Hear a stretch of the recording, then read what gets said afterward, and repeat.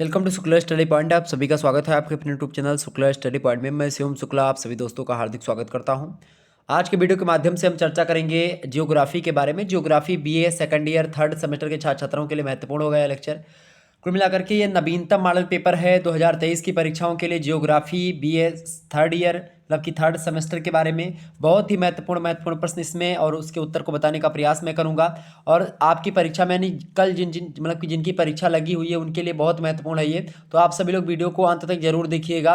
बहुत ही जो एक प्रकार से रिवीजन के दृष्टिकोण के हिसाब से हम आगे बढ़ेंगे, यानी कि आपकी परीक्षा में कौन कौन से प्रश्न पूछे जा सकते हैं उन प्रश्नों को उठाऊंगा और उस पर मैं एक प्रकार से रिवीजन के तौर पर अर्थात उस पर मैं चर्चा करते हुए आगे बढ़ूंगा, ताकि आप आसानी से आप जो भी पढ़ चुके हैं उसके बाद में एक बार आप सोते समय आप आसानी से देख लें और जब एक कल आप जब परीक्षा देने जाइएगा तो एक बार देख लीजिएगा, आपका हो जाएगा काम और आपको कुछ करने की आवश्यकता नहीं है। और इससे पहले 2 मॉडल पेपर आपके मैंने जब वीर बहादुर सिंह पूर्वांचल का पेपर था तो मैंने आपको दिया था और उससे पहले 2 मॉडल पेपर ऑलरेडी थे, यानी कि लगभग ये 5वां मॉडल पेपर आपका है BA second year third semester का। प्लेलिस्ट में सारी वीडियोस आपको मिल जाएंगी और विभिन्न विश्वविद्यालयों के क्वेश्चन पेपर को भी मैंने आपके समक्ष दिया है, तो आप लोग उन क्वेश्चन पेपर को भी देख लीजिएगा। चले, हालांकि ये अगर आप देख लेंगे तो लगभग आपका जो है आप पास हो जाएंगे। बात ध्यान रखिएगा, लगभग 60 मतलब कि यहाँ से लगभग आपके 60 से 70% प्रश्न आने वाले हैं। 60 से 70 प्रश्न एक मॉडल पेपर से। कोई भी मॉडल पेपर आप उठा करके देख लेंगे, कोई भी मॉडल पेपर जो आपका लिखित वाला मैंने दिया है, तो डॉक्टर राम मनोहर लोहिया अवध विश्वविद्यालय की जो कल परीक्षा है उसमें आपका 100% एक प्रकार से आपका फंस सकता है। और 60 से 70% तो मैं एकदम से आपको प्रबल दावेदारी के साथ कहता हूं कि यही प्रश्न आने वाले हैं। ठीक है, आइए हम चर्चा करते हैं और जानते हैं कि आखिरकार किस प्रकार के प्रश्न आने वाले हैं। देखेंगे आपका एकदम से पैटर्न के हिसाब से मैं चर्चा कर रहा हूं। 2 घंटे का जो पेपर आपका नया पैटर्न हुआ है, देखिए आपका पेपर जो होगा 3 खंडों में बटा हुआ होगा। खंड आ, बा और सा।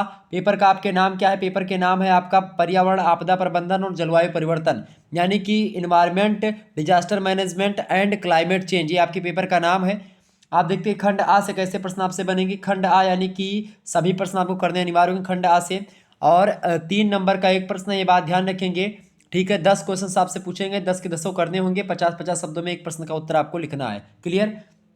पहला प्रश्न आपका है पर्यावरण। पर्यावरण किसे कहते हैं? तो पर्यावरण के बारे में मैंने ऑलरेडी आपको बताया, वैसे आप सुन लीजिए। पर्यावरण क्या होता है? पर्यावरण जो होता है वे सभी बाहरी परिस्थितियां एवं तथ्य जिनका संबंध जो होता है मानव और उनके जीवन के क्रियाकलापों से होता है, उन्हीं को हम पर्यावरण कहते हैं। ठीक है, यानी कि पृथ्वी पर मानव विकास और वृद्धि को प्रभावित करने वाली जो सभी दशाएं होती हैं उसके मतलब उसको हम पर्यावरण का अंग एक प्रकार से मान सकते हैं।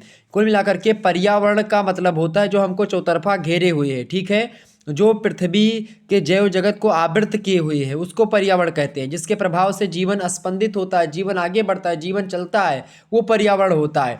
पर्यावरण की परिभाषा को दिया है फिटिंग महोदय ने, बड़ी जबरदस्त परिभाषा है फिटिंग महोदय की। वो कहते हैं कि जीवों की पारिस्थितिकी कारकों का योग जो होता है वही आपका पर्यावरण होता है। क्या कहा फिटिंग महोदय ने? फिटिंग महोदय ने कहा कि जीवों के पारिस्थितिकी कारकों का योग पर्यावरण कहलाता है। ठीक है, मतलब कि जो जीवन की पारिस्थितिकी होती है उसके समस्त तथ्य मिलकर के क्या बनाते हैं? वातावरण या पर्यावरण का निर्माण करते हैं। क्लियर? टांसले महोदय कहते हैं कि प्रभावकारी दशाओं का वह संपूर्ण योग जिसमें जीव रहता है या फिर जिसमें जीवन रहता है या जिसमें जीव रहते हैं वो वातावरण कहलाता है, पर्यावरण कहलाता है। तो पर्यावरण वातावरण बात एक ही है।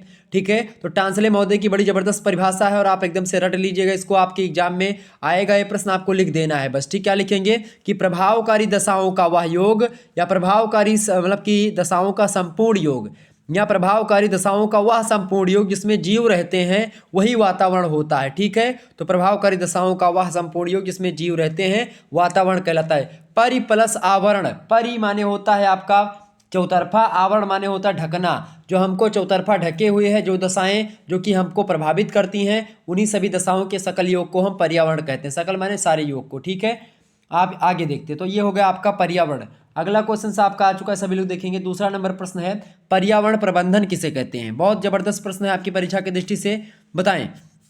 पर्यावरण प्रबंधन, पर्यावरण प्रबंधन का मतलब होता है मैनेजमेंट। पर्यावरण का मतलब होता है इन्वायरमेंट, तो इन्वायरमेंटल मैनेजमेंट या इन्वायरमेंट मैनेजमेंट। इसकी परिभाषा को दिया डॉक्टर आर एल सिंह और डॉक्टर सबिंदर सिंह ने। उन्होंने कहा, दोनों लोगों ने मिलकर के, कि भूपटल पर स्वस्थ जीवन की वृद्धि के लिए पर्यावरण की गुणता को कायम रखना है, पर्यावरण की क्वालिटी को बनाए रखना जिस प्रकार से पर्यावरण का तालमेल मनुष्य के साथ बना हुआ है अभी तक, वैसे बनाए रखना, यानी कि पर्यावरण से मनुष्य का तालमेल सही तरीके से, यानी पर्यावरण के अनुकूल हम अपने आप को जो है ढालने का प्रयास करें, तो एक प्रकार से पर्यावरण प्रबंधन होगा। ठीक है, तो उसकी गुणवत्ता को, उसकी उस क्वालिटी को कायम रखना, उसकी क्वालिटी को बनाए रखना, ये होता है पर्यावरण प्रबंधन का मतलब। डेनिस मीडोज कहते हैं कि पर्यावरण प्रबंधन की संकल्पना सामान्यतः ऐसे पर्यावरण मॉडल से संबंधित होती है जो यह सुनिश्चित करती है कि जो पूंजी होती है, वार्षिक कृषि निवेश या पूंजी विकास में वृद्धि के साथ साथ खाद्य पदार्थों की आपूर्ति में भी वृद्धि होगी। परंतु दूसरी ओर पर्यावरण प्रबंधन तथा मॉडल इन सभी कारकों की महत्वपूर्ण जो सीमितताएं होती हैं उनका, जो आने वाली चुनौतियां होती हैं उनका, जो समस्याएं होती हैं उनके निराकरण की नीतियों को समाहित रखता है पर्यावरण प्रबंधन। तो कुल मिलाकर के पर्यावरण प्रबंधन का मतलब ये होता है, ठीक है, कि मानव और प्रकृति के बीच जो संतुलन है, उसी संतुलन को एक प्रकार से बनाए रखना, मनुष्य और प्रकृति के बीच का सामंजस्य एक प्रकार से स्थापित करना, संबंधित मतलब कि एक प्रकार से उसको सामंजस्य को बनाए रखना है। तो कुल मिलाकर के पर्यावरण प्रबंधन का मतलब होता है, पर्यावरण प्रबंधन की संकल्पना की बात किया है तो मानव तथा प्रकृति के मध्य संतुलित सामंजस्य संबंधित है, जिसके अंतर्गत भूमि हो गया, आपकी मिट्टी हो गई, वायु है, वनस्पतियां हैं, बहुत सारी जंगली जीव हैं बहुत सारे, या फिर जंगल है, जीव जंतु हैं, खनिज संसाधन है, इनकी अधिकतम संभव कुशल व्यवस्था सम्मिलित होती है पर्यावरण प्रबंधन में खास करके। और पर्यावरण प्रबंधन तथा प्राकृतिक संसाधनों का प्रबंधन जो है एक दूसरे के पर्यायवाची हैं। पर्यावरण प्रबंधन की मुख्य संकल्पना जो है पारिस्थितिकी तंत्र प्रबंधन की संकल्पना जैसी ही होती है। कुल मिलाकर के अगर मैं आपको अपने शब्दों में समझाने का प्रयास करूं या आपके शब्दों में बताने का प्रयास करूं, पर्यावरण प्रबंधन यानी पर्यावरण को मैनेज करना, पर्यावरण का एक प्रकार से सही तरीके से उसकी गुण का, उसकी क्वालिटी को, उसकी गुणता को बनाए रखना, ठीक है, वो होता है पर्यावरण प्रबंधन। यानी कि पर्यावरण के हिसाब से मनुष्य की जो गतिविधियां हैं, मनुष्य जो काम कर रहा है वो पर्यावरण के अनुकूल काम करे तो पर्यावरण प्रबंधन होता है। पर्यावरण की क्वालिटी को बनाए रखना, पर्यावरण की क्वालिटी में गिरावट ना होने देना, ये सब पर्यावरण प्रबंधन होता है। ठीक है, मनुष्य को अगर मिट्टी मिली है तो मिट्टी की अगर वो जुताई कर रहा है या उसमें खाद डाला तो इतनी सीमा तक डाले कि मिट्टी को की उर्वरक क्षमता ना छीड़ होने पाए, तो वो होता है पर्यावरण प्रबंधन। हम वायु की गुणवत्ता में इतना कमी ना ला दें कि भाई वायु विषैली हो जाए, उसको भी ध्यान रखें। हम वृक्ष लगाएं और एक प्रकार से ज़्यादा वृक्षों की कटाई ना करें, मृदा अपरदन को रोकने का प्रयास करें। ये तमाम प्रकार की चीज़ें जो हैं ये पर्यावरण प्रबंधन होती हैं। पर्यावरण की जो क्वालिटी है, पर्यावरण की जो एक प्रकार से जो चीज़ें हैं उनमें कमी ना आने पाए, उसकी स्थिति को वैसे के वैसे बनाए रखना ताकि मनुष्य का जीवन यापन सही तरीके से हो सके। वो हो गया आपका पर्यावरण। आगे बढ़ते हैं अगला क्वेश्चन। अगला प्रश्न आपका तीसरा नंबर आ चुका है, पारिस्थितिकी एवं पारिस्थितिकी तंत्र के बारे में बताएं। पारिस्थितिकी क्या होता है भाई और पारिस्थितिकी तंत्र क्या होता है? पारिस्थितिकी की बात की है तो पारिस्थितिकी को अंग्रेजी में बोलते हैं इकोलॉजी। क्या बोलते हैं? इकोलॉजी बोलते हैं अंग्रेजी में पारिस्थितिकी को। और इकोलॉजी जो शब्द है इसका मतलब होता है पारिस्थितिकी। इकोलॉजी जो शब्द है ये बना है यूनानी भाषा के दो शब्दों से मिलकर के। एक शब्द है आपका आइकोस, ठीक है, एक शब्द है आपका आइकोस और दूसरा शब्द कौन सा है? लोगोस, ठीक है, लोगोस। तो लोगास माने क्या होता है? लोजी, यानी कि, और आइकोस माने क्या बना? इको बना इससे, ठीक है। तो ये यूनानी भाषा के शब्द है आइकोस और लोगास। और आइकास का मतलब होता है निवास स्थान और लोगास का मतलब होता है अध्ययन, ठीक है। जैसे सोशियोलॉजी पढ़ते थे तो सोशियो माने एक प्रकार समाज होता था, लॉजी माने अध्ययन करना, समाज का अध्ययन, तो ये समाज का विज्ञान हो गया, सामाजिक विज्ञान बोल दिया, फिर समाजशास्त्र बोल दिया। कुल मिलाकर के लोगास का मतलब होता है शास्त्र या विज्ञान, ठीक है, या अध्ययन करना। तो कुल मिलाकर के अगर पारिस्थितिकी के व्युत्पत्ति के आधार पर अगर इसके अर्थ को देखेंगे तो जीवों का उन्हीं के निवास स्थान के परिप्रेक्ष्य में अध्ययन करना पारिस्थितिकी कहलाता है। ये इसका अर्थ निकला, ठीक है। क्या भाई? आइकोस का मतलब क्या होता है? निवास स्थान। लोगास का मतलब होता है अध्ययन, यानी कि जीवों का उन्हीं के निवास स्थान के परिप्रेक्ष्य में जब हम अध्ययन करते हैं तो उस विज्ञान को हम पारिस्थितिकी कहते हैं, ठीक है। यानी पारिस्थितिकी एक प्रकार का विज्ञान है, क्लियर, एक विषय है पारिस्थितिकी। तो इसमें क्या होता है? जीव तथा उसके स्थान से संपूर्ण जैविक अजैविक संगठनों के अध्ययन का बोध होता है पारिस्थितिकी के। पारिस्थितिकी में आप देखते हैं दो घटक होते हैं पारिस्थितिकी के, एक होता है आपका जैविक घटक, एक होता है अजैविक घटक। जैविक घटकों की बात की है पारिस्थितिकी तंत्र में खास करके होता है। जैविक घटकों की बात की है तो जैविक घटक मतलब जिसमें जीव रहते हैं, यानी कि जिसमें जो सजीव होते हैं, ठीक है। और आपका अजैविक घटक होता है जिसमें जीवन नहीं होता है, यानी कि जो निर्जीव चीज़ें होती हैं वो सब। ठीक है, कुल मिलाकर के पारिस्थितिकी शब्द का जो प्रयोग किया था सबसे पहले 1869 में जर्मनी के जीव विज्ञानी थे अर्नस्ट हैकेल, उन्होंने किया था। हैकेल महोदय ने परिभाषा भी दी पारिस्थितिकी की। उन्होंने कहा कि पारिस्थितिकी वातावरण और जीव समुदाय के पारस्परिक संबंधों के अध्ययन को कहते हैं। तो ये होता है आपका पारिस्थितिकी। ठीक है, ये बात आप ध्यान रखेंगे। वैसे पारिस्थितिकी संकल्पना का विकास जो हुआ वो धीरे धीरे हुआ है। हिप्पोक्रेटस, अरस्तु और अन्य जो ग्रीक कालीन विद्वान हैं उनके विचारों में पारिस्थितिकी का ज्ञान का आभास मिलता है थोड़ा बहुत। इसके अलावा ईसा की 4वीं सदी में आप देखते हैं थियोफ्रेस्टस, उन्होंने जीवों और उनके पर्यावरण के परस्पर संबंधों का सबसे पहले अध्ययन किया। इसके बाद में आप देखते हैं विश्व का प्रथम पारिस्थितिक वैज्ञानिक माना जाता है किसको? थियोफ्रेस्टस को। ठीक है, इसके बाद में आप देखते हैं डार्विन और मार्क्स आते हैं, उनके विचारों में भी आपको पारिस्थितिक संकल्पना दिखाई पड़ेगी। तो कुल मिलाकर के ये पारिस्थितिकी हो गई। आगे बढ़ते हैं, अगला आपका पॉइंट यहाँ पर है पारिस्थितिकी तंत्र। पारिस्थितिकी जो होता है एक विज्ञान है, तो पारिस्थितिकी विज्ञान किसका अध्ययन करता है? पारिस्थितिक तंत्र का अध्ययन करता है। ठीक है, पारिस्थितिक तंत्र को क्या बोलते हैं? अंग्रेजी में इकोसिस्टम बोलते हैं। ठीक है, इकोसिस्टम।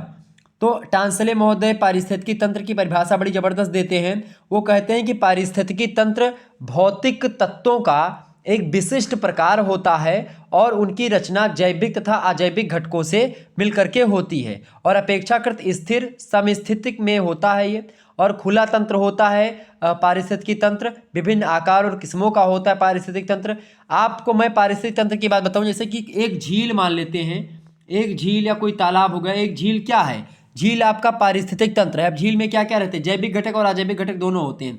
झील में आप देखते हैं बहुत सारे जीव जंतु भी रहते हैं, मछलियां भी रहती, छोटे बड़े जीव जंतु रहते हैं, और कुछ आप देखते हैं कि उसमें जो है मतलब कि जल तो रहता ही, जल के अलावा और भी वनस्पतियां रहती हैं। तो एक प्रकार से ये क्या रहते हैं? जैविक घटक और अजैविक घटक इसमें निवास करते हैं। ठीक है, ये बात ध्यान रखेंगे। तो पर्यावरण के साथ तालमेल एक प्रकार से जो है बनाए रखना, जीव और वनस्पति एक प्रकार से उसमें रहते, दोनों तालमेल बनाए रखते हैं और एक प्रकार से ये आपका पारिस्थितिक तंत्र हो जाता है। ठीक है, तो यही इन्होंने बताया टांसले महोदय ने कि भाई एक झील जैसे पारिस्थितिक तंत्र है। कैसे है? क्योंकि इसमें जैविक और अजैविक घटक दोनों रहते हैं। तो भौतिक तत्वों का एक विशिष्ट प्रकार होता है पारिस्थितिक तंत्र। उनकी रचना किससे होती है? जैविक और अजैविक घटकों से मिलकर के पारिस्थितिक तंत्र की रचना होती है। और पारिस्थितिक तंत्र जो होता है इसका ही अध्ययन किया करता है कौन? पारिस्थितिकी विज्ञान करता है। ठीक है, इसके अलावा परिभाषा दी है R.L. लिंडमैन महोदय ने पारिस्थितिक तंत्र की। उन्होंने कहा कि पारिस्थितिकी तंत्र शब्द का प्रयोग किसी भी परिमाण में किसी स्थान समय इकाई के अंतर्गत भौतिक, रासायनिक, जैविक प्रक्रमों से निर्मित तंत्र के लिए किया जाता है। यानी कि पारिस्थितिक तंत्र की बात की है तो कुल मिलाकर के इसमें 2-3 घटक मुख्य रूप से होते हैं। एक होता है अजैविक घटक, एक होता है जैविक घटक। ठीक है, ये बात आप ध्यान रखेंगे। जैविक घटकों की बात की तो जैविक घटक क्या होते हैं? आपसे ऐसे प्रश्न भी पूछ सकते हैं कि जैविक घटक, ठीक है, तो आप आसानी से बता पाएंगे। जैविक घटक जो होते हैं जिसमें जीव रहते हैं, ठीक है, और अजैविक घटक जिसमें जीव नहीं रहते हैं। क्लियर, ये बात आप ध्यान रखेंगे।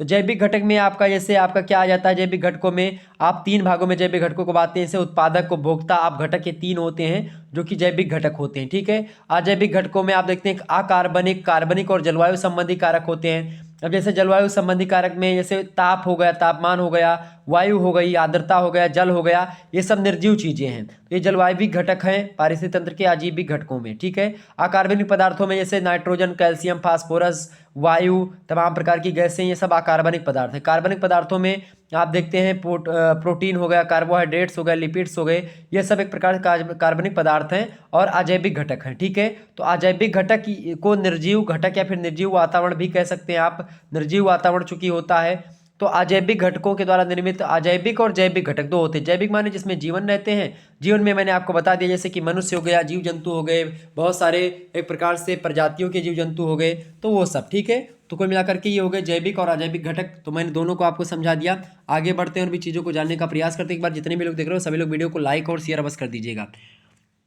चौथा क्वेश्चन आपका आ चुका है, भूमंडलीय तापन या ऊष्मन किसे कहते हैं? ग्लोबल वार्मिंग इसको अंग्रेजी में बोलते हैं, भूमंडलीय तापन को या ऊष्मन को। ठीक है, ग्लोबल वार्मिंग। तो भूमंडलीय तापन से मतलब क्या होता है? भूमंडल पर जो तापमान बढ़ रहा है लगातार, उसी का मतलब होता है भूमंडलीय तापन। आप देखते हैं पूरे विश्व स्तर का जो तापमान है वो गर्माता हुआ जा रहा है, यानी कि गर्म हो रहा है। भूमंडलीय तापन जो है आज विश्व की एक बहुत बड़ी समस्या बन चुकी है, ऐसा आप लिख सकते हैं। आप आगे लिख सकते हैं कि भूमंडलीय जो तापन है उसके कारण संपूर्ण पृथ्वी की जलवायु में भी परिवर्तन आने वाले समय में हो सकता है, और हो भी रहा, इसमें आप देख ही रहे होंगे।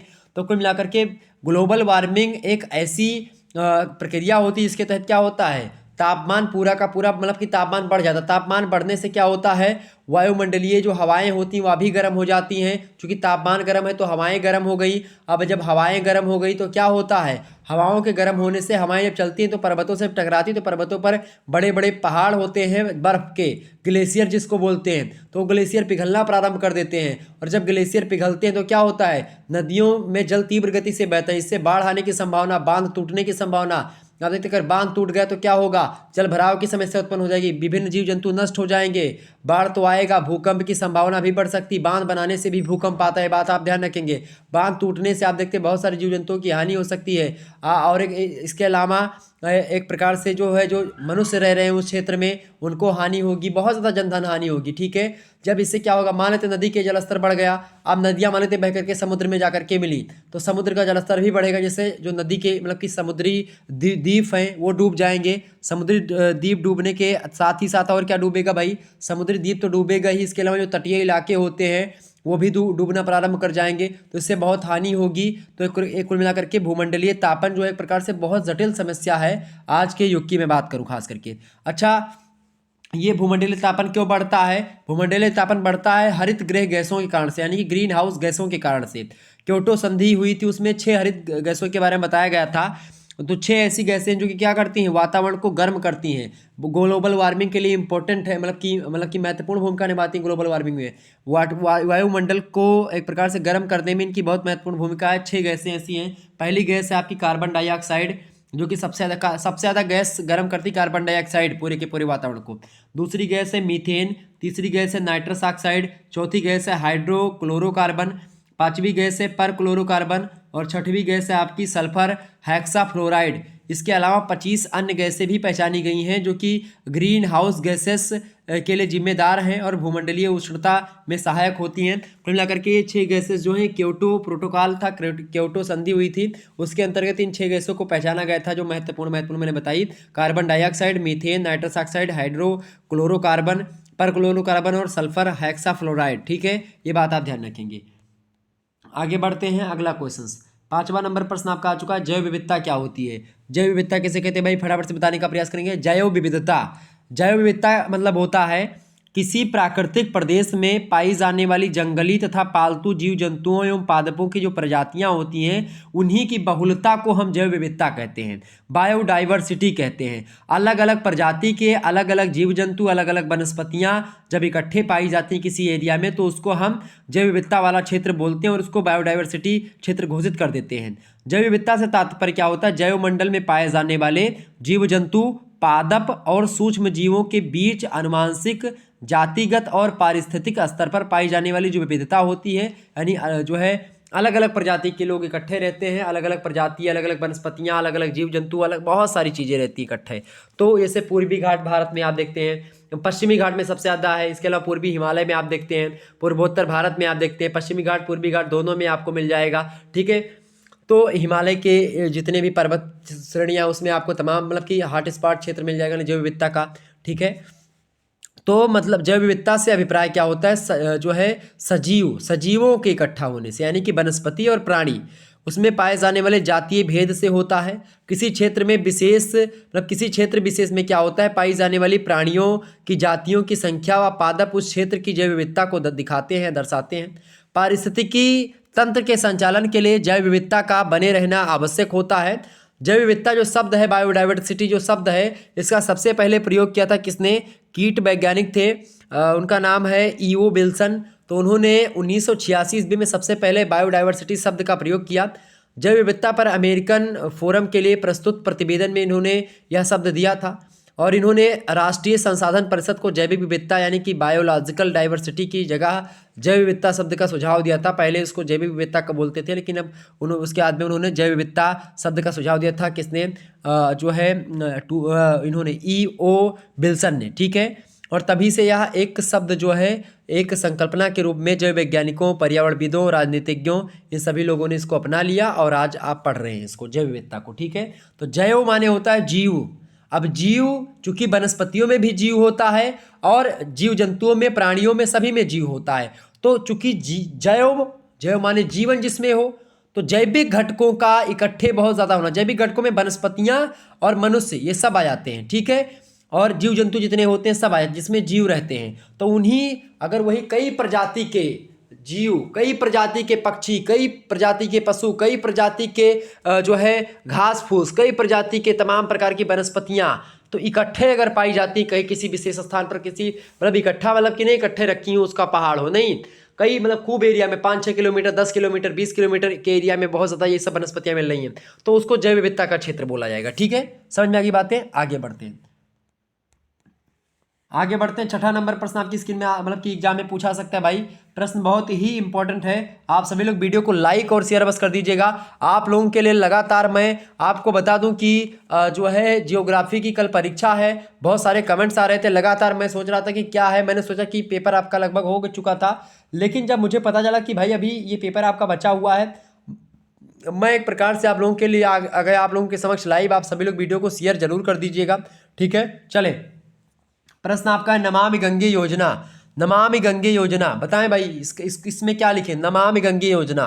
तो इसको सरकार ने गंगा नदी का में जो प्रदूषण हुआ है, बहुत ज़्यादा प्रदूषण पहले था भी 2014 से पहले, आप देखते हैं उससे पहले आप देखते हैं बहुत ज़्यादा नदी में जो है गंदगी हो चुकी थी। तो उसको एक प्रकार से गंगा नदी को साफ करने का एक तरीका, उस नदी को साफ करने का एक प्लान, उसको गंगा एक्शन प्लान या नमामि गंगे योजना बोलते हैं। ठीक है, तो सरकार ने गंगा नदी के प्रदूषण को समाप्त करने और नदी को पुनर्जीवित करने के लिए नमामि गंगे नामक एक एकीकृत गंगा संरक्षण मिशन का शुभारंभ किया। केंद्रीय मंत्रिमंडल ने नदी की सफाई के लिए बजट को 4 गुना करते हुए 2019 और 20 जो है तक ये बताया गया था कि नदी की सफाई कर ली जाएगी, और 20,000 मतलब कि करोड़ रुपए खर्च करने की केंद्र की प्रस्तावित कार्य योजना को मंजूरी दे दी गई थी, और इसे 100% केंद्रीय हिस्सेदारी के साथ एक केंद्रीय योजना का रूप भी दिया गया था। तो ये 2019-20 तक पूरा सफा देना था।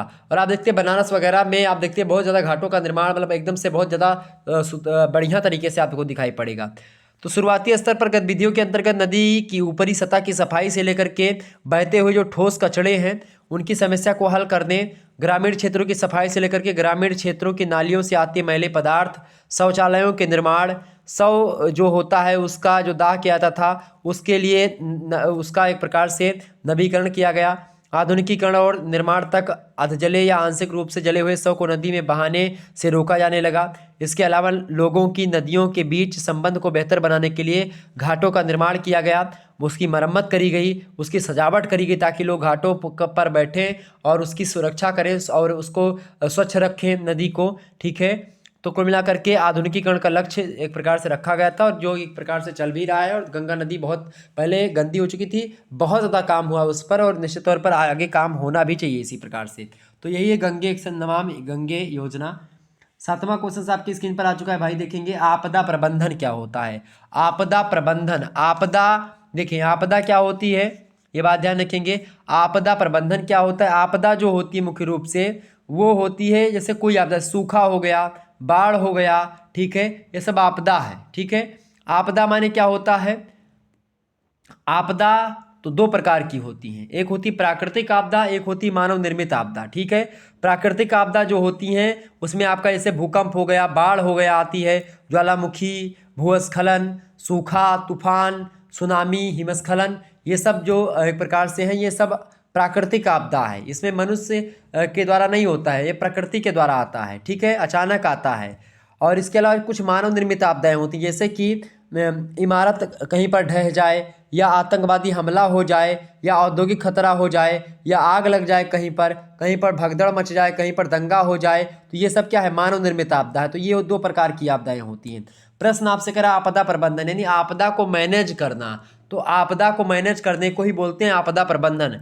आपदा प्रबंधन जो है प्राकृतिक और मानव निर्मित दोनों आपदाओं के दौरान क्या करता है, जीवन व संपत्ति की रक्षा करने व आपदा के प्रभाव को कम करने के लिए एक तैयारी करने की प्रक्रिया होती है आपदा प्रबंधन। आपदा प्रबंधन सीधे खतरे को खत्म नहीं करता है, बल्कि आपदा प्रबंधन जो होता है यह एक योजना बना करके जोखिम को कम करने में एक प्रकार से हमारी मदद करता है, सहायता करता है। कुल मिलाकर के आपदा प्रबंधन का यह मतलब बिल्कुल भी नहीं है कि वह पूरा खतरा टाल देगा। जैसे भूकंप आना है तो भूकंप से 10 घंटे पहले 15 घंटे पहले ही सूचना बता देगा कि भाई कल भूकंप आने वाला है, उसके लिए लोग तैयार हो जाएंगे, या परसों भूकंप आने वाला, या इस डेट को भूकंप आने वाला है, सुनामी आने वाली है। तो एक प्रकार से पहले से उसको बता देना, उसकी तैयारी कर लेना, ताकि नुकसान कम हो, जन धन की हानि कम हो। ठीक है, तो ये आपदा प्रबंधन का लक्ष्य होता है कि भाई कम से कम हानि हो, कम से कम खतरा हो। आपदा तो खत्म नहीं कर सकते हम, लेकिन आपदा ऐसा करें कि आपदा अगर हो भी तो उससे हम बच जाएं, मनुष्य बच जाए, जन धन की हानि ना हो पाए। तो ये होता है आपदा प्रबंधन, एक ऐसी योजना जो कि आपदा को कम करने में सक्षम हो या आपदा से लोगों को बचाने में एक प्रकार से मदद करे। ठीक है, तो आपदा प्रबंधन वो होता है आपका, जिसको आप डिजास्टर मैनेजमेंट बोलते हैं। 8वां क्वेश्चन आपका संतृप्त या सतत विकास क्या होता है। संतृप्त या सतत या संपोषित विकास, इसका मतलब एक ही होता है, तीनों का मतलब एक ही। संपोषित विकास से मतलब होता है प्राकृतिक संसाधनों के विवेक सम्मत उपयोग से। प्राकृतिक संसाधन जैसे कि मान लेते हैं कि पेट्रोलियम हो गया, कोयला हो गया, या अन्य प्रकार के जैसे आपका कुछ भी हो गया। ठीक है, तो ये ऐसी चीज़ें जो कि एक प्रकार से प्राकृतिक संसाधन हैं और वो आप दोबारा बना भी नहीं सकते हैं, और उनका आप अगर जो है एक प्रकार से अनियंत्रित दोहन करोगे, अनियंत्रित तरीके से उसका यूज करोगे, तो एक दिन ऐसा आएगा कि भाई वो संसाधन खत्म हो जाएंगे प्रकृति के द्वारा जो मिले थे। अब क्या करोगे, उसके बाद में क्या होगा आपका, जब सारी चीज़ें खत्म हो जाएंगी तो फिर क्या होगा भाई, आप बताओ, उसको आप बना भी नहीं पाओगे। तो इसके लिए ऐसा उसका दोहन के विवेकपूर्ण तरीके से, सतत विकास का मतलब यही है कि आप प्राकृतिक संसाधनों का उपयोग करें, उनका दोहन करें, लेकिन आप किस तरीके से करें, आप जो है यह ध्यान में रखें कि आपकी आने वाली पीढ़ी के लिए भी वो सामान बचा रहे, वो संसाधन बचा रहे। जैसे पेट्रोलियम का उतना यूज कर लें हम जितना कि हमारे लिए पर्याप्त हो, सीमित मात्रा में यूज करें, ताकि हमारी जो आने वाली अगली पीढ़ी है उसके लिए भी कुछ पेट्रोलियम बच सके। ठीक है, तो इस प्रकार के विकास या इस प्रकार के उपयोग को हम सतत विकास कहते हैं। ठीक है, तो यानी कि प्राकृतिक संसाधनों के विवेक सम्मत उपयोग से होता है, ताकि वर्तमान आवश्यकताओं की पूर्ति के साथ हम क्या कर सकें, भविष्य में भी संसाधनों का सुरक्षित दोहन हम लोग कर सकें, हमारे बाल बच्चे भी उसका उपयोग कर सकें। ये होता सतत विकास है, संपोषित विकास या संतृप्त विकास। ठीक है, इसके अलावा ब्रंटलैंड रिपोर्ट के अनुसार सतत विकास की परिभाषा दी गई। उसमें कहा गया कि भावी पीढ़ियों की आवश्यकताओं को पूर्ण करने की क्षमता में ह्रास किए बिना वर्तमान पीढ़ी की आवश्यकताओं की पूर्ति ही संपोषित विकास होती है। यानी कि पर्यावरण को भी ध्यान में रखते हुए हम विकास करें। इसके अलावा हम क्या करें, जो हमारी भावी पीढ़ी है यानी आने वाली जो पीढ़ी है, हमारे बाल बच्चे, उनकी आवश्यकताओं को पूर्ण करने की क्षमता में ह्रास, मतलब उसमें कमी ना आए भाई, जितना उनको यूज के लिए चाहिए उनके लिए भी बचा संसाधन और हमारे लिए भी रहे। तो एक प्रकार से हम उसको इस तरीके से अपना विकास करें, इस तरीके से हम दोहन करें उसका। ठीक है, ये होगा आपका सतत विकास। क्लियर, समझ में आ गई बातें। आगे बढ़ते हुए भी चीज़ों को समझने का प्रयास। सतत विकास का मतलब आपको समझ में आ गया, सतत विकास आप समझ गए भाई। आगे बढ़ते हैं अगला क्वेश्चन। अगला प्रश्न आपका 9वां नंबर प्रश्न आप देखिएगा आ चुका है, वायु और जल प्रदूषण के बारे में बताएं। वायु प्रदूषण के बारे में और जल प्रदूषण क्या होता है। वायु प्रदूषण जो होता है आपको पता होगा, चूंकि जीवमंडल का आधार वायु ही होता है, प्रकृति की अनुपम देन है, सभी जगह वायु व्याप्त होती है। ठीक है, वायु में ऑक्सीजन की मात्रा जो उपस्थित होती है, जब उसी ऑक्सीजन की मात्रा में जब कमी आती है तो वायु प्रदूषण कहलाता है, उसी को वायु प्रदूषण कहते हैं। ठीक है, एक मिनट में समझाने का आपको प्रयास करता हूँ वायु प्रदूषण के बारे में। वायु प्रदूषण की बात की जाए तो आप देखते हैं कि जो है वायु प्रदूषण जो होता है क्या होता है भाई, आपको पता होगा हमारे वायुमंडल का अत्यधिक दुरुपयोग स्वास्थ्य के लिए खतरा और जीवन के लिए संकट बन गया है। इसके परिणाम स्वरूप क्या होता है, पौधे और अन्य जीवों का विषैली धूप, धूल और धुआं से प्रदूषित क्षेत्रों में विनाश हो रहा है। तो यही होता है आपका वायु प्रदूषण। ठीक है, आप देखते हैं प्राणी और पौधे जो होते वायुमंडल में ऑक्सीजन ग्रहण करते वायुमंडल से, कार्बन डाइऑक्साइड को छोड़ते हैं, जिससे हरे पौधे ग्रहण कर लेते हैं कार्बन डाइऑक्साइड को, और एक संतुलित चक्र जो है चलता रहता है। किंतु जब क्या होता है कि इस संतुलन में उस समय व्यतिक्रम आ जाता है, यानी कि उसमें कोई रुकावट आ जाती है कि भाई कार्बन डाइऑक्साइड ज़्यादा निकलने लगी और ऑक्सीजन उतना ज़्यादा जो है नहीं खींच पा रहे हैं पौधे, मतलब कार्बन डाइऑक्साइड को नहीं खींच पा रहे हैं, ऑक्सीजन की कमी आ रही है और कार्बन डाइऑक्साइड की बढ़ोतरी हो रही है। तो एक प्रकार से क्या होता है, वायुमंडल प्रदूषित होता है। वायु प्रदूषण इसी को कहते हैं। ठीक है, ध्यान रखेंगे। इससे कब होता है वायु प्रदूषण, कैसे आता है भाई, जब उद्योग बहुत ज़्यादा बढ़ जाते हैं, चिमनियों से धुएं निकलते हैं बहुत ज़्यादा, तमाम सारे वाहन चलते हैं आप देखते हैं रोड पर। ठीक है, उससे, इसके अलावा तमाम प्रकार के घरेलू उपयोगों से आप देखते हैं जो धुआं निकलता है, तमाम प्रकार के सूक्ष्मकण निकलते हैं, ये सब एक प्रकार से क्या कर देते हैं, एक प्रकार से, और तमाम प्रकार की रासायनिक क्रियाओं से विषैली गैसें निकलती हैं, धूल के कण निकलते हैं, रेडियोधर्मी पदार्थ बहुत सारे निकलते हैं। ये सब वायु की गुणवत्ता में कमी लाते हैं और वायु में प्रवेश करके स्वास्थ्य के लिए खतरा भी बन जाते हैं। ठीक है, ये बात आप ध्यान रखेंगे। तो यही होता है आपका वायु प्रदूषण। ठीक है, समझ में आ गई बातें। बात की जल प्रदूषण की, तो जल प्रदूषण का मतलब क्या होता है भाई, जल प्रदूषण में खासकर जल में प्रदूषकों का इतनी अधिक मात्रा में समावेश हो जाना कि जल की सहन क्षमता के मतलब कि उसके सहन क्षमता से अधिक हो जाए और प्राणी मात्र के लिए हानिकारक हो जाए वह जल, तो उसको हम जल प्रदूषण कहते हैं। ठीक है, विश्व स्वास्थ्य संगठन ने WHO ने कहा है जल प्रदूषण की परिभाषा को देते हुए कि जब प्राकृतिक या अन्य स्रोतों से बाह्य पदार्थ जल में मिल जाते हैं जिनका दुष्प्रभाव जीवों के स्वास्थ्य पर पड़ता है, जल में विषाक्तता आ जाती है, जल के सामान्य ऑक्सीजन स्तर में गिरावट आ जाती है, जल जनित बीमारियां फैलने प्रारंभ हो जाती हैं तथा अन्य दुष्प्रभाव भी पड़ते हैं, तो उसको हम जल प्रदूषण कहते हैं। अमेरिकी जन स्वास्थ्य सेवा के अनुसार अगर बताएं जल प्रदूषण की परिभाषा, तो इस संस्था के अनुसार बताया गया कि जल में किसी भी प्रकार के अवांछित पदार्थ की उपस्थिति जिसके कारण जल की विशेषताओं में कमी आती है, और इससे क्या होता है, घातक प्रभाव पड़ता है, जल की उपयोगिता में कमी आती है और जल प्रदूषण वही एक प्रकार से हो जाता है आपका। कुल मिलाकर के जल प्रदूषण में मतलब कि जल की क्वालिटी में गिरावट आना। ठीक है, ये बात ध्यान रखेंगे। आगे बढ़ते हैं, अगला क्वेश्चन। अच्छा, जल प्रदूषण ये सब कैसे होता है, ई वेस्ट और ठोस अपशिष्ट से आप देखते हैं क्या समझते हैं आप। अगला प्रश्न आपका आता है ई वेस्ट क्या होता है। ई वेस्ट माने क्या होता है, इलेक्ट्रॉनिक कचरा, इलेक्ट्रॉनिक वेस्ट। ठीक है, ई माने होता है इलेक्ट्रॉनिक, वेस्ट माने होता है कचरा या बेकार या एक प्रकार से जो पुरानी शैली के इलेक्ट्रॉनिक उपकरण है। ठीक है, तो ये सब एक प्रकार से ई वेस्ट कहलाते हैं।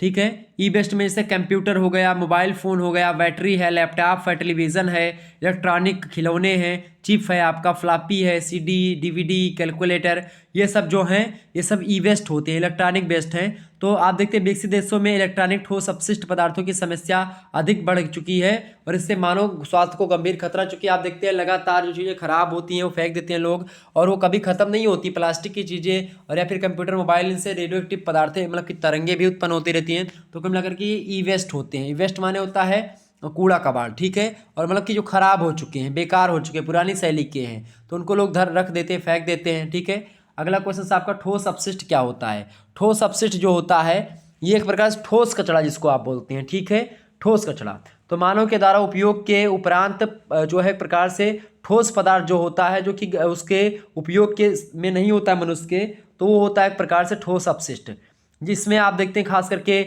डिब्बे हो जाते हैं, बोतल है, कांच के सामान है, पॉलीथीन बैग है, प्लास्टिक के तमाम सारे सामान हैं, तमाम प्रकार की निर्माण सामग्रियां हैं। ये सब आप देखते हैं, आप एक दिन में कोई चीज़ उपयोग करते हैं उसके बाद में आप फेंक देते हैं उस उपयोग के बाद में, तो क्या कूड़ा करकट बन जाता है, कचरा बन जाता है, तो उसी को हम ठोस अपशिष्ट कहते हैं। ठीक है, इसके अलावा आपको बता दूं फेफलिंग और ईगल्स कहते हैं ठोस अपशिष्ट की परिभाषा को देते हुए कि किसी भी तरह का ठोस पदार्थ जो लंबे समय तक उपयोग में नहीं हो पाता है और जब उपयोग नहीं करते उसको तो खराब हो जाता है तो उसको लोग फेंक देते हैं, तो वही हो जाता है आपका ठोस अपशिष्ट। ठीक है, ये बात आप ध्यान रखेंगे। जैविक या अजैविक स्वरूप में भी दोनों में हो सकते हैं ठोस अपशिष्ट। ठीक है, ये बताएगा इसमें।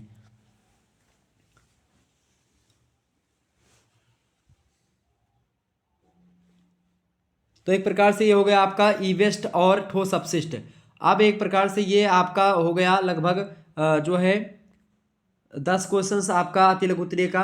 अब हम लघु उत्तरीय प्रश्नों पर चर्चा करेंगे और आगे बढ़ेंगे। सबसे पहले मैं प्रश्नों को आपको दिखा दूं ताकि आप प्रश्नों को देख लें। वीडियो बीच में अगर कट भी जाए तो कोई दिक्कत ना हो, आप इन प्रश्नों को तैयार कर लेंगे। बाकी इन प्रश्नों पर मैं भी चर्चा कर रहा हूँ जस्ट, ठीक है। पहले आप प्रश्नों को देख लीजिए, सभी प्रश्नों को। केवल 4 प्रश्न करने होंगे आपको लघु उत्तरीय से, खंडवा से। 150 शब्दों में इन प्रश्नों के उत्तर को लिखना, तीव्र गति से आप लोग लिखने का प्रयास करेंगे, ठीक है। पहला प्रश्न आपका आ चुका है। इसमें लघु उत्तरीय में ऐसे पूछा जाएगा क्या कि पारिस्थितिकी तंत्र की प्रमुख विशेषताएं बताइए। बहुत ही इंपॉर्टेंट प्रश्न है। अगला क्वेश्चन आपसे बन सकता है, देखिए दूसरा नंबर की टिहरी बांध परियोजना पर संक्षिप्त टिप्पणी लिखिए। बहुत ही महत्वपूर्ण प्रश्न है। अगला क्वेश्चन आपसे बन सकता है, तीसरा नंबर प्रश्न आप देखेंगे। प्रश्न आपका क्या है तीसरा नंबर भाई, सभी लोग देखेंगे। तीसरा नंबर प्रश्न आपका है, भारत में निर्वनीकरण के कारणों की विवेचना कीजिए। बहुत जबरदस्त प्रश्न है, आपकी परीक्षा में आ सकता है। वहीं अगला प्रश्न आपसे पूछा गया चौथा नंबर, पर्यावरणीय शिक्षा के महत्व की विवेचना कीजिए। बहुत इंपॉर्टेंट प्रश्न आपकी परीक्षा में आने वाला है। आगे देखते हैं पर्यावरण शिक्षा। अगला क्वेश्चन आपका है 5वां नंबर क्वेश्चन देखेंगे, नर्मदा घाटी परियोजना पर संक्षिप्त टिप्पणी लिखिए। बहुत महत्वपूर्ण प्रश्न है। अगला क्वेश्चन आपसे बन सकता है, मृदा अपरदन को रोकने के उपायों को बताइए। बढ़िया प्रश्न है। अगला प्रश्न आपसे बन सकता है 7वां नंबर, यानी 7 क्वेश्चन आपसे पूछे जाएंगे लघु उत्तरीय में और उनमें से केवल आपको 4 प्रश्न ही करने हैं। 150 शब्दों में ही एक प्रश्न का उत्तर लिखना है, ठीक है। 6 नंबर का एक प्रश्न है, ये बात आप ध्यान रखेंगे। क्लियर, ये बात ध्यान रखेंगे। समझ में आ रही बातें। आगे बढ़ने का प्रयास किया जाए। देखिए भूस्खलन पर टिप्पणी लिखिए। बहुत ही महत्वपूर्ण आपका प्रश्न है, भूस्खलन के बारे में पूछा गया है, ठीक है। इस पर भी मैं चर्चा करूंगा अभी। इसके बाद में थोड़ा सा हम देख लेते हैं दीर्घ उत्तरीय में कैसे कैसे प्रश्न पूछे जाएंगे, फिर उसके बाद में हम प्रश्नों के उत्तर को समझने का प्रयास करते हैं, ठीक है। देखें केवल 2 प्रश्नों के उत्तर आपको देने हैं लघु उत्तरीय मतलब कि दीर्घ उत्तरीय से। खंड सा में आपको 4 प्रश्न दिखाई पड़ेंगे जिनमें से आपको केवल 2 प्रश्न करने हैं। एक प्रश्न का उत्तर आपको 450 शब्दों में लिखना है। ये बात आप ध्यान रखें। कितने शब्दों में भाई, 450 शब्दों में एक प्रश्न का उत्तर आपको लिखना है, ठीक है। और ये अगर एक प्रश्न आप सही तरीके से लिखोगे 50 मतलब 450 शब्दों में, 10.5 नंबर एक प्रश्न के आपको इसमें दिए जाते हैं। प्रश्न आपका है, प्राकृतिक आपदा तथा आपदा प्रबंधन से क्या आशय है। बाढ़ आपदा तथा बाढ़ आपदा प्रबंधन की विवेचना कीजिए। मोस्ट इंपोर्टेंट प्रश्न आपकी परीक्षा में आ सकता है। वहीं अगला प्रश्न आपका आ सकता है भाई, बाघ परियोजना पर संक्षिप्त निबंध लिखिए। मोस्ट इंपोर्टेंट प्रश्न है। देखिए लघु उत्तरीय और दीर्घ उत्तरीय में आगे पीछे हो सकता है। जो मैंने लघु उत्तरीय में बताया हो सकता है आपके दीर्घ उत्तरीय में पूछ लिया जाए, या दीर्घ उत्तरीय में जो बता रहा हूँ लघु उत्तरीय में आ सकता है। तो उसको लेकर के घबराइएगा मत, परेशान मत होइएगा। आपको जानकारी रहेगी तो आपको बस लिखना है। आप कुछ पॉइंट लिख लीजिएगा, जो भी पूछा जाता है उसकी हेडिंग आपको डाल करके लिख देना, ठीक है। अगला क्वेश्चन आपका, जलवायु परिवर्तन के प्रमाणों और कारणों का विवरण प्रस्तुत कीजिए। बहुत ही जबरदस्त प्रश्न है। और लास्ट प्रश्न आपसे चौथा नंबर देखेंगे बन सकता है, पर्यावरण अवनयन से आप क्या समझते हैं। पर्यावरण अवनयन के कारणों का वर्णन कीजिए। पर्यावरण अवनयन का मतलब क्या होता है, पर्यावरण की क्वालिटी में कमी आना, ठीक है। पर्यावरण के मूल्यों में गिरावट होना, ठीक है। आइए हम इन प्रश्नों पर चर्चा करने का प्रयास करते हैं खंड बा के प्रश्नों पर, ठीक है। प्रश्न आपका आ चुका है भाई, सभी लोग देखेंगे। एक बार जितने भी लोग देख रहे हो वीडियो को लाइक और शेयर अवश्य कर दीजिएगा। सभी दोस्तों से विनम्र निवेदन है कि वीडियो को लाइक और शेयर अवश्य कर दीजिएगा, ताकि आपको इसी प्रकार से मैं हर एक सब्जेक्ट के बारे में बताता रहूं और आपको ये समक्ष इसी प्रकार से इतनी ऊर्जा के साथ, इतने जुनून के साथ हमेशा आपके समक्ष आता रहूं। धन्यवाद। चले, प्रश्न आपका पहला क्या है भाई, पारिस्थितिकी तंत्र की प्रमुख विशेषताएं बताइए। फटाफट से बताने का प्रयास करेंगे। पारिस्थितिकी तंत्र के बारे में जो कुछ बातें आप जानते हैं आप लोग उसको लिखने का प्रयास करेंगे। चलिए सभी लोग पारिस्थितिकी तंत्र की एक एक परिभाषा कमेंट सेक्शन में लिखने का प्रयास करेंगे। सभी लोग एक एक परिभाषा लिखिएगा। सभी लोग लिखें, देखिए जल्दी जल्दी कौन लिखता है सबसे पहले, सभी लोग लिखिएगा भाई। चले तब तक मैं पारिस्थितिकी तंत्र की प्रमुख विशेषताओं को बताता हूँ, आप लोग सुन लीजिए, ठीक है। आप लोग लिखिए, मतलब लिखते रहिए, अगर लिख पाए तो जल्दी लिख दीजिए, बाकी आप सुनिए। मैं तो कहूँगा सुन लीजिए, बाद में आप लिखिएगा, क्योंकि आपकी कल परीक्षा है तो यहाँ पर मत लिखिए, अब कॉपी में अपने सीधे लिखिएगा, ठीक है। बाकी आप लोग सुनिए बड़े ध्यान से, बातचीत मत करिए। पहली विशेषता क्या है पारिस्थितिकी तंत्र की भाई, पहली विशेषता है चूंकि पारिस्थितिकी तंत्र जो होता है पारिस्थितिकी अध्ययन की मूलभूत इकाई होती है। दूसरी बात ये, चूंकि पारिस्थितिकी तंत्र का ही अध्ययन करता है कौन, पारिस्थितिकी विज्ञान। क्लियर, इकोलॉजी के अंतर्गत अध्ययन क्या होता है, किसका, इकोसिस्टम का ही अध्ययन किया जाता है, ठीक है। दूसरी विशेषता इसकी यह है कि पारिस्थितिकी तंत्र की रचना जैविक और अजैविक 2 संघटकों से मिलकर के होती है, दूसरी विशेषता। तीसरी विशेषता पारिस्थितिकी तंत्र की क्या लिख सकते हो आप भाई, लिख सकते हैं कि जैविक और अजैविक संघटकों में अंतर क्रियाएं पाई जाती हैं या अंतर क्रियाएं होती रहती हैं। जैविक और अजैविक घटकों में क्या होता है, अंतर क्रियाएं पाई जाती हैं। चौथी विशेषता आप क्या लिखेंगे? चौथी विशेषता आप लिख सकते हैं कि जैविक संगठक के जीवों में भी अंतरक्रियाएं होती हैं, यानी जैविक संगठक जो होता है, जो सजीव प्राणी होते हैं, उनमें भी एक प्रकार से अंतरक्रियाएं होती हैं। ठीक है, जैसे एक जो पिरामिड ऊर्जा का या खाद्य श्रृंखला का बनता है, उसमें खास करके जैविक संगठकों में आप देखते हैं अंतरक्रियाएं देखने को मिलती हैं। पांचवी विशेषता आप लिख सकते हैं पारिस्थितिकी तंत्र में स्वसाम्य स्थिति क्रियाविधि के कारण से स्थिरता व संतुलन भी बना रहता है। छठी विशेषता क्या है इसकी? छठी विशेषता आप लिख सकते हैं प्रौढ़ पारिस्थितिकी तंत्र में जीवों की विविधता अधिक होती है तथा तंत्र में मानव का अधिक हस्तक्षेप होने पर अस्थिरता उत्पन्न होती है। सातवीं विशेषता आप लिख सकते हैं भाई, सातवीं विशेषता है प्रत्येक पारिस्थितिकी तंत्र में क्या होता है? अंतः निर्मित स्वतः नियंत्रण क्रियाविधि होती है, जिससे तंत्र में परिवर्तन का प्रति संतुलन स्थापित हो जाता है। इसके अलावा आठवीं विशेषता ये है भाई कि जीवों के प्रकार और निस्वास्थ्य की दशाओं के आधार पर ये कई प्रकार के हो सकते हैं पारिस्थितिकी तंत्र। समुद्री पारिस्थितिकी तंत्र बृहत्तम व समरूप जलीय पारिस्थितिकी तंत्र का होता है। ठीक है, यानी कि समुद्री पारिस्थितिकी तंत्र जो होता है बड़ा पारिस्थितिकी तंत्र होता है, सबसे बड़ा। नौवां विशेषता होती है आपकी, नौवीं विशेषता है पारिस्थितिकी तंत्र की, कौन सी भाई? नौवीं विशेषता है क्योंकि पारिस्थितिकी तंत्र जो होता है प्राकृतिक संसाधन तंत्र होते हैं। क्लियर, ये विशेषता भी है। इसके अलावा 10वीं विशेषता आप लिख सकते हैं पारिस्थितिकी तंत्र के विकास व वृद्धि में अनुक्रम पाया जाता है। इसके अलावा इसकी अगली विशेषता है कि इसमें स्व उत्पादकता होती है। इसके अलावा इसमें कार्यशीलता ऊर्जा प्रवाह पर निर्भर करता है। इसके अलावा प्रत्येक पारिस्थितिकी तंत्र संबंधित क्षेत्र के समस्त जीवों और भौतिक पर्यावरण का प्रतिनिधित्व करता है। ठीक है, पारिस्थितिकी तंत्र में मानव का अधिक हस्तक्षेप होने पर अस्थिरता उत्पन्न हो जाती है।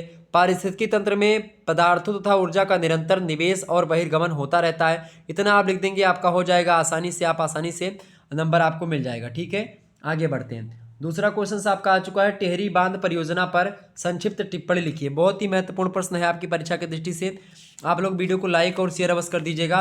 प्रश्न आपका आ चुका है भाई, क्या है प्रश्न? टिहरी बांध परियोजना पर संक्षिप्त टिप्पणी। बढ़िया प्रश्न है, ठीक है, एक बार शेयर कर दीजिए। टिहरी बांध परियोजना की बात की है तो विश्व की एक महत्वपूर्ण नदी घाटी परियोजनाओं में से एक मानी जाती है टिहरी बांध परियोजना। और इस परियोजना से आप देखते हैं निश्चित रूप से बहुउद्देशीय पूर्ति होती है, मतलब कि कई प्रकार के उद्देश्य को ध्यान में रखते हुए टिहरी बांध बनाया गया है।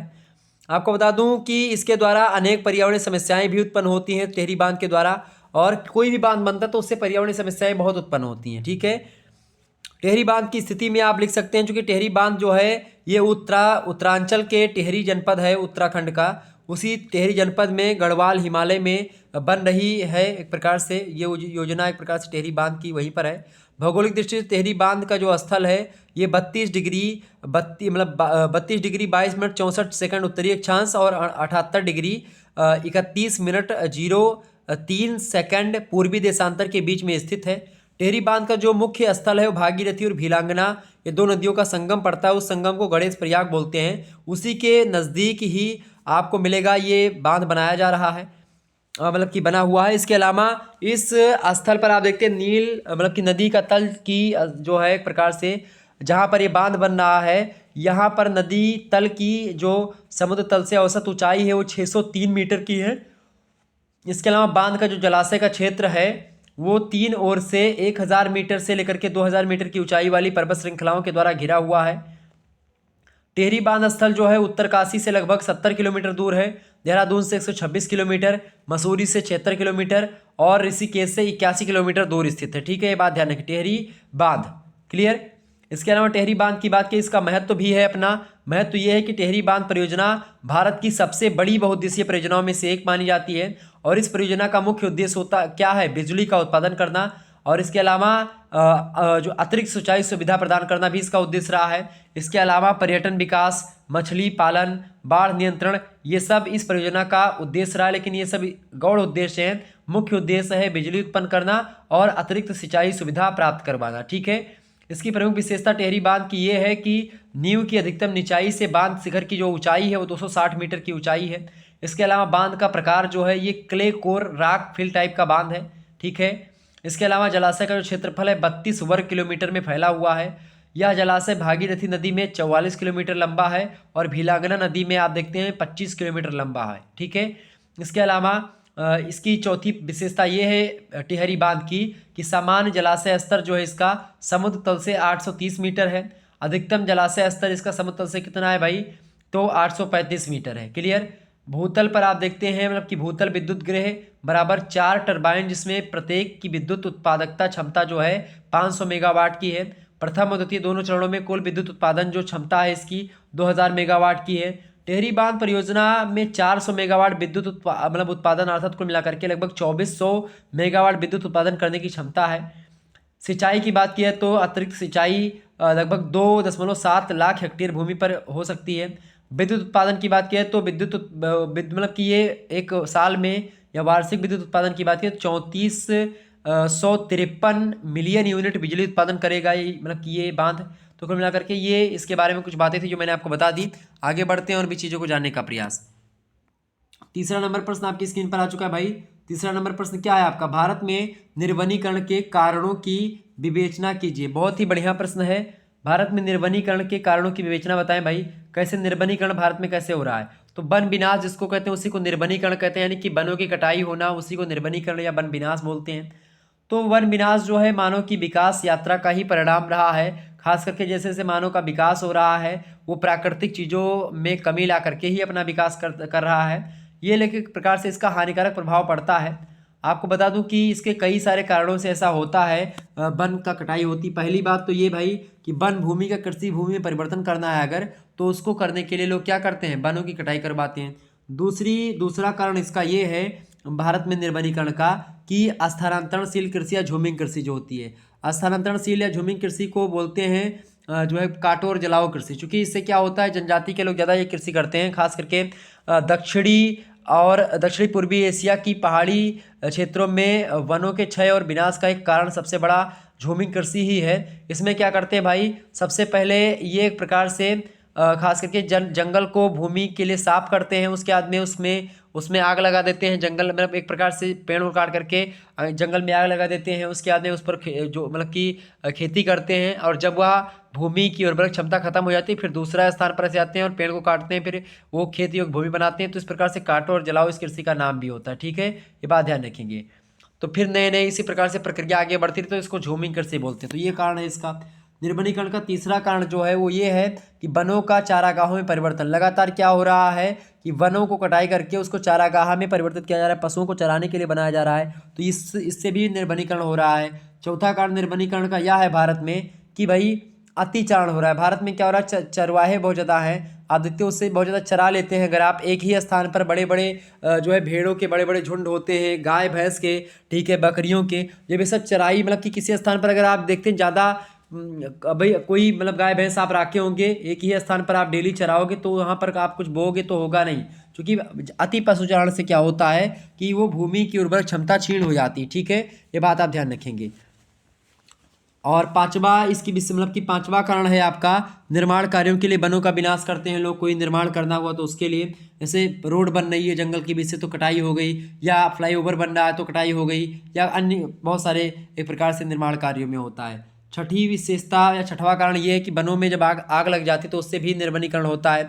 इसके अलावा सातवां कारण है कि भाई लकड़ी ईंधन और अन्य उपयोग के लिए लोग वनों को काटते हैं। ठीक है, इसके अलावा नौवां इसका कारण ये है कि बहुउद्देशीय नदी घाटी परियोजनाओं के कार्यान्वयन के समय विस्तृत वन क्षेत्र का क्षय होता है। आप देखते हैं जब बहुउद्देशीय जो है परियोजनाएं होती हैं, बांध बनता है, नदी घाटी परियोजनाएं आती हैं तो उससे बहुत ज़्यादा नुकसान होता है। इसके अलावा 10वां कारण ये है जो है जीविकीय कारकों के द्वारा वनों का क्षय भी होता है। तो कुल मिलाकर के तमाम प्रकार के कारण हैं जिसके कारण से भारत में आज निर्वनीकरण लगातार बढ़ रहा है। चौथा क्वेश्चन से आप देखने का प्रयास करेंगे। चौथा प्रश्न आपका है पर्यावरणीय शिक्षा के महत्व की विवेचना कीजिए। बहुत ही महत्वपूर्ण प्रश्न है आपका, पर्यावरणीय शिक्षा। तो किसी भी स्थान पर दी जाने वाली जो पर्यावरणीय शिक्षा होती है उसका आधार जो होता है वहाँ की भौगोलिक परिस्थितियाँ ही होती हैं। पर्यावरण को आधार बना करके दी जाने वाली शिक्षा को ही हम खास करके पर्यावरणीय शिक्षा कहते हैं। और इस शिक्षा में बच्चों को गांव के आसपास प्राप्त होने वाली वस्तुओं का अवलोकन करवाया जाता है, संग्रहण और वर्गीकरण करने के लिए प्रोत्साहित किया जाता है। पर्यावरणीय शिक्षा की योजना इस प्रकार बनाई जानी चाहिए कि उसे विद्यार्थियों की ज्ञानेंद्रियों या एक प्रकार सहजता स्वीकार कर सकते हैं उनकी ज्ञानेंद्रियाँ। साथ ही प्रकृति में भ्रमण और खेल कूद के माध्यम से यह शिक्षा उन तक पहुँचाई जानी सकती है। संयुक्त राष्ट्र पर्यावरण कार्यक्रम की सिफारिश के अनुसार अध्यापकों की विशिष्ट प्रशिक्षण देना चाहिए, जिससे क्या होता है कि भविष्य में कार्यक्रम और पाठ्यक्रम योजना का निर्माण करने में सक्षम हो सके और पर्यावरणीय चीज़ों को समझ करके फिर पाठ्यक्रम का निर्माण करें। इसके लिए सर्वपक्षीय समन्वयकारी प्रयासों का होना परम आवश्यक है। पर्यावरणीय शिक्षा की आवश्यकता आज जो है सबसे ज़्यादा बढ़ चुकी है, चूँकि इसलिए बढ़ गई है चूँकि प्राथमिक स्तर के विद्यार्थियों को पृथ्वी, आकाश, सूर्य, चंद्रमा, तारे, रात दिन, मौसम, वायुमंडल, शुद्ध और अशुद्ध वायु, जल, उसके प्रकार, स्रोत, उपयोग और इसके अलावा शुद्ध एवं दूषित जल, मिट्टी के प्रकार और मिट्टी का उपयोग, स्थानीय पेड़ पौधों के बारे में ज्ञान, उनका जीवन चक्र, पेड़ लगने की विधियाँ, पेड़ लगाने की जो विधियाँ होती हैं उसको बताना चाहिए, स्थानीय पशु पक्षी के बारे में, उसकी उपयोगिता, हमारा शरीर के बारे में, मतलब अपने शरीर के बारे में, उसके विभिन्न अंगों के बारे में, उसके भोजन के बारे में और तमाम प्रकार की चीज़ों के बारे में बताना चाहिए। इसके अलावा साफ़ सफाई कैसे रखी जाती है, रख रखाव किसी चीज़ का, पेड़ पौधे का, खेती, यातायात, व्यापार, कला, संस्थाएं, त्यौहार, संस्कृति, सभी को एक प्रकार से ध्यान में रखते हुए अगर हम ज्ञान देते तो सब पर्यावरणीय शिक्षा के अंतर्गत ही ये सारी चीज़ें आती हैं। इन पर्यावरणीय तत्वों का ज्ञान विद्यार्थियों को हो जाए तो वे पर्यावरण के प्रति शुरुआत से ही सचेत रहेंगे और अपने दायित्वों को समझने लगेंगे, जिससे भविष्य में पर्यावरण की हानि नहीं हो पाएगी और हानि भी होगी तो बहुत कम हानि होगी। जब पहले से लोग जानेंगे पर्यावरण के प्रति तभी सजग हो पाएंगे। ठीक है, ये बात आप ध्यान रखेंगे। पर्यावरण शिक्षा का कार्य मात्र कक्षाओं तक ही सीमित नहीं है, बल्कि मुक्त शिक्षा पद्धति के द्वारा ग्रामीण और नगरीय लोगों को भी पर्यावरणीय शिक्षा दी जानी चाहिए और दी भी जा रही है। संयुक्त राष्ट्र संघ के शैक्षिक और सामाजिक सांस्कृतिक संगठन और संयुक्त राष्ट्र संघ विकास कार्यक्रम के द्वारा 1975 ईस्वी में पर्यावरणीय शिक्षण नामक एक कार्यक्रम शुरू किया गया, जिसका उद्देश्य ये था कि पर्यावरणीय शिक्षण को सहायता दिया जाए, उसका विकास किया जाए, उसका प्रचार प्रसार किया जाए। इसके द्वारा इंजीनियर, नगर नियोजक, शिक्षक, डॉक्टर, उद्योगपति, बुद्धिजीवी, राजनीतिज्ञ सभी की समाकालित कार्यक्रम उपलब्ध करवाए जाते थे, कई प्रकार की चीज़ें। तो पर्यावरणीय शिक्षा का मतलब क्या कि पर्यावरण के बारे में बताया जाए कि पर्यावरण से हमारा संबंध क्या है और उस संबंध को हमको कैसे बनाए रखना। ठीक है, ये बात आप ध्यान रखेंगे। पर्यावरणीय शिक्षा को बढ़ावा देने वाले पर्यावरण के प्रति खास करके बोध और चेतना पैदा करने के लिए देश में लगातार निबंध प्रतियोगिताएं चल रही हैं, गोष्ठियां हो रही हैं, कार्यशालाएं बहुत सारी खुल चुकी हैं, अनुसंधान परियोजनाएं जो है एक प्रकार से उन सभी को बढ़ावा दिया जा रहा है देश में। और भारत में पर्यावरण का अध्ययन जो है विभिन्न विषयों में भी किया जा रहा है। अब तो एक स्वतंत्र विषय के रूप में पर्यावरण का अध्ययन आपको मिलता है। इसके अलावा जो है आप लोग थर्ड सेमेस्टर में human development and environmental studies पढ़ रहे हैं, पर्यावरण अध्ययन पढ़ रहे हैं, तो कंपलसरी पेपर है। बीए कर रहे हैं तो भी आपको पढ़ना है पर्यावरण, बीएससी कर रहे हैं तो भी, मतलब आपको पढ़ना है, कंपलसरी पेपर पर्यावरण का आपको देना ही पड़ेगा। मानव मूल्य के बारे में, पर्यावरण मूल्य के बारे में, पर्यावरण के बारे में आपको जानना पड़ेगा। क्लियर? तो ये पर्यावरणीय शिक्षा होती है। आगे बढ़ते हैं। पांचवा क्वेश्चन आपका आ चुका है भाई, आपकी स्क्रीन पर देखेंगे सभी लोग। नर्मदा घाटी परियोजना पर संक्षिप्त टिप्पणी लिखिए। बहुत ही महत्वपूर्ण प्रश्न है। नर्मदा घाटी परियोजना की बात किए तो भारत की 5वीं सबसे बड़ी पश्चिम में प्रवाहित होने वाली सबसे बड़ी नदी है नर्मदा, और मध्य प्रदेश में मैकाल श्रेणियों में अमरकंटक से निकल करके मध्य प्रदेश, महाराष्ट्र व गुजरात की लगभग 1312 किलोमीटर की यात्रा करते हुए गुजरात के भरूच के निकट एस्चुरी है, वहीं एस्चुरी बनाती है और कैम्बे खाड़ी में वो जो है नर्मदा नदी गिर जाती है। उत्तर में विंध्याचल की जो श्रेणियाँ हैं, दक्षिण में सतपुड़ा की श्रेणियाँ जो हैं, पूरब में मैकाल पर्वत की श्रेणियाँ हैं, पश्चिम में अरब सागर नर्मदा घाटी या बेसिन की सीमा बनाती है। पूरब से पश्चिम में बेसिन की अधिकतम लंबाई जो है 953 किलोमीटर है और उत्तर से दक्षिण की जो अधिकतम चौड़ाई है वो 234 किलोमीटर की लंबाई मतलब की चौड़ाई है। यह उद्गम से जो नदी है आपकी नर्मदा नदी जो है, ये जहाँ से उद्गम होती है वहाँ से मतलब उद्गम के बाद 1077 किलोमीटर मध्य प्रदेश में बहती है, फिर आगे 35 किलोमीटर मध्य प्रदेश में बहती नर्मदा नदी और महाराष्ट्र की सीमा पर, और उसके बाद में आगे 39 किलोमीटर महाराष्ट्र और गुजरात की सीमा पर बहती है। अंतिम 161 किलोमीटर की जो लंबाई बहती है मतलब की दूरी तय करती है गुजरात में प्रवाहित होती है, और इसका अफवाह क्षेत्र जो है वो 98,795 वर्ग किलोमीटर का है, जिसका मतलब कि 87% जो क्षेत्रफल है वो मध्य प्रदेश में ही है, 2% महाराष्ट्र में है, 11% गुजरात में है, और इसमें औसतन 54,600 मिलियन घन मीटर वार्षिक जलराशि प्रवाहित होती है नर्मदा नदी में। इसमें उत्तर से आदित्य हीरा, इसके अलावा ओरिसन, बरना और कोलार तथा दक्षिण से बड़नेर, बंजर, शक्कर, दुधी और तवा आकर के मिलती है, सब नदियों के नाम है, ठीक है। उत्तर से हीरा, ओरिसन और बरना, कोलार ये नदियाँ आकर के मिलती हैं, और दक्षिण से बड़नेर, बंजर, शक्कर, दुधी और तवा ये सब नदियाँ आकर के नर्मदा नदी में आकर के मिल जाती हैं। नर्मदा नदी जल का जो सिंचाई तथा विद्युत उत्पादन के लिए आप देखते हैं उसके लिए स्वतंत्रता प्राप्ति के साथ ही प्रयास शुरू हो चुके थे, और खास करके प्राथमिक सर्वेक्षण के बाद गुजरात व महाराष्ट्र में 7 परियोजनाएं स्थापित करने का निर्णय हुआ था। नर्मदा जल के उपयोग को लेकर के गुजरात और मध्य प्रदेश के बीच में विवाद भी उत्पन्न हो गया था आए दिनों, और इसके निपटारे के लिए बनाए गए नर्मदा जल विवाद ट्रिब्यूनल यानी कि NWDT ने 1979 में अवार्ड पारित किया। इसके अनुसार प्रत्येक राज्य को आवंटित जल का उपयोग 2025 तक कर लेना होगा, ये सारी चीज़ें बताई गई, ठीक है। इसमें जो समझौता हुआ था NW जो है DT का, यानी कि एक प्रकार से जो समझौता हुआ था वो इसका मतलब क्या है, नर्मदा जल विवाद ट्रिब्यूनल जो हुआ था उसमें कहा गया उसके अनुसार जो मध्य प्रदेश राज्य होगा उसको कितना यूज करना है भाई, मध्य प्रदेश को लगभग 18.25 जल राशि यूज करनी है, ठीक है, आवंटित जल राशि। गुजरात को कितना मिला, गुजरात को 9% मिला, ठीक है, मतलब कि 9 मिला। इसके अलावा राजस्थान को जो मिला है MAF में नापा जाता है इसको, राजस्थान को 0.50, ठीक है। महाराष्ट्र को कितना मिला भाई, महाराष्ट्र को 0.25।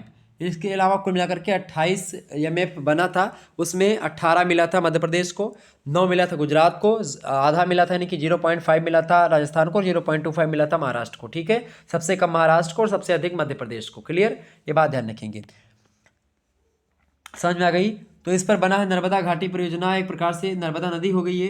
नर्मदा घाटी परियोजना की बात की जाए तो इस पर नर्मदा सागर परियोजना या नदी घाटी परियोजना जो हुई है, तो इस पर आप देखते हैं मध्य प्रदेश में नर्मदा नदी पर पुनामा मतलब कि पुनासा के पास नर्मदा सागर परियोजना प्रगति पर है। नर्मदा घाटी विकास प्राधिकरण के द्वारा संचालित इस परियोजना में एक बड़ा बांध बना करके उसमें लगभग 1550 मेगावाट बिजली पैदा करने के साथ ही 1.4 लाख हेक्टेयर भूमि पर सिंचाई करने की योजना है, और इससे होने वाली जो पर्यावरणीय हानि है उसके कारण से इसका प्रारंभ जो है हुआ था, उसी समय विरोध भी हुआ था नर्मदा सागर योजना का, ठीक है। इससे हरसूद कस्बा व 80 गांव पूरी तरह से तथा 100 गांव आंशिक रूप से डूब जाते, और इससे लगभग 40,000 हेक्टेयर वन क्षेत्र भी जलमग्न हो जाएगा, लगभग 1.5 लाख व्यक्ति विस्थापित भी हो जाएंगे। तो ये एक प्रकार से इसके लिए इसका विरोध हो रहा था। सरदार सरोवर परियोजना की बात की तो नर्मदा घाटी परियोजना के अंतर्गत ही गुजरात में नौगांव के पास नर्मदा नदी पर सरदार सरोवर बांध का निर्माण भी किया गया है, और एक बहुउद्देशीय परियोजना के अंतर्गत किया गया सरदार सरोवर परियोजना का। गुजरात के जल की कमी वाले 3244 गाँव के कुल लगभग 18 लाख हेक्टेयर भूभाग, राजस्थान का जलाभाव वाला लगभग 75,000 हेक्टेयर भूभाग, महाराष्ट्र का 37.5 हजार हेक्टेयर क्षेत्र सिंचाई की सुविधा प्राप्त कर सकेंगे नर्मदा मतलब कि सरदार सरोवर परियोजना के अंतर्गत। खासकर नर्मदा नदी परियोजना के अंतर्गत ही आता है सरदार सरोवर परियोजना, ठीक है। कुल 1450 मेगावाट विद्युत उत्पादन एक साल में होगा सरदार सरोवर परियोजना से।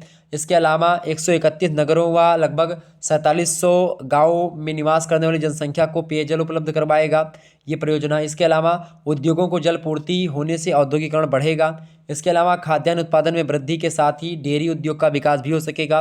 कृषि पशुपालन व उद्योगों में रोजगार के अवसर भी बढ़ सकते हैं सरदार सरोवर योजना से। इसके अलावा खाद्यान्न उत्पादन में वृद्धि तो होगी ही, इसके अलावा बांध के कारण से क्या होगा, बाढ़ नियंत्रण भी हो सकेगा।